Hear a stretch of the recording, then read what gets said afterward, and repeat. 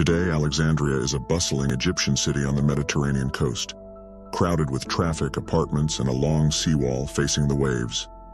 Few visitors realize that beneath these streets once stood one of the greatest cities of the ancient world. This was Alexandria, a powerhouse of trade, a beacon of science, and home to wonders now lost to time. Alexandria's story begins in 331 BCE, when Alexander the Great arrived in Egypt during his campaign against the Persian Empire. On the site of a small settlement called Rakotis, facing the island of Pharos, he ordered the construction of a new city that would bear his name. Strategically placed between the Nile Delta and the Mediterranean, this city was designed from the start to control trade between Africa, Asia, and Europe. Greek architects laid out Alexandria on a strict grid, wide straight avenues crossing at right angles, crowned by the grand east-west canopic way. A massive causeway, the Heptastadion, linked the mainland to the island of Pharos, dividing the sea into two deep harbors. This engineering masterpiece turned Alexandria into a year-round port, with ships arriving from Greece, Phoenicia, Cyprus, and beyond. After Alexander's death, his general Ptolemy took control of Egypt and made Alexandria his capital. Under the Ptolemaic dynasty, the city grew into a rich, diverse metropolis, where Greeks, Egyptians, Jews, Syrians, and traders from every corner of the Mediterranean lived side by side.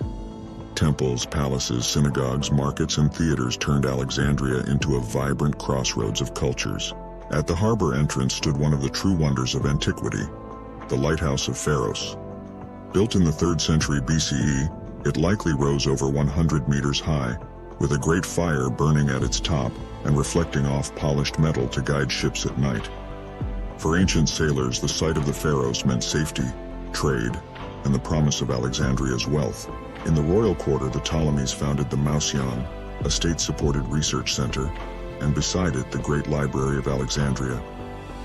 The library is said to have held hundreds of thousands of scrolls, collected from across the Mediterranean and beyond. Here, scholars worked on mathematics, astronomy, medicine, geography, and literature, turning Alexandria into the intellectual capital of the ancient world. By the 1st century BCE, Alexandria stood at the center of a political struggle between Egypt and Rome. Cleopatra VII used the city as her power base, forming alliances first with Julius Caesar and later with Mark Antony.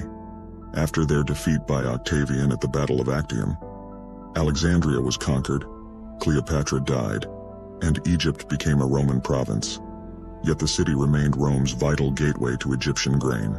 The end of the Great Library is still debated by historians. Ancient sources mention fires during Julius Caesar's siege, later riots, and religious conflicts, but there is no single clear moment of destruction.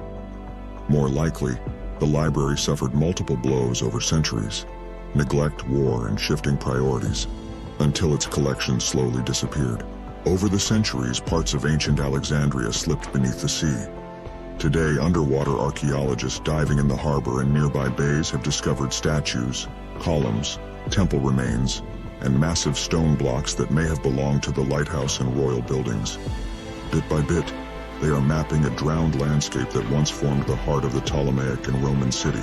Alexandria revived in the 19th century as a modern port city, and today it is again one of Egypt's key gateways to the Mediterranean. On the shore, the citadel of Kite Bay stands where the lighthouse once rose, built partly from its stones. Nearby, the Bibliotheca Alexandrina, a striking modern library, serves as a symbolic heir to the ancient library, reminding the world of Alexandria's long relationship with knowledge.